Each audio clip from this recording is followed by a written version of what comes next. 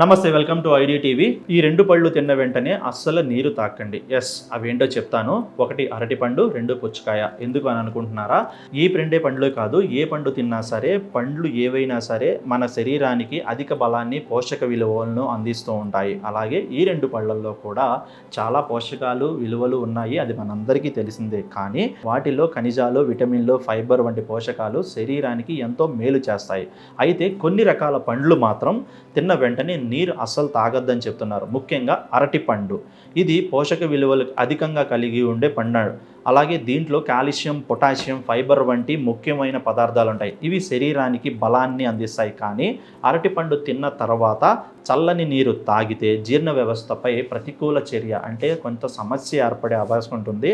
అరటి స్వభావం వేడిని తగ్గించటం.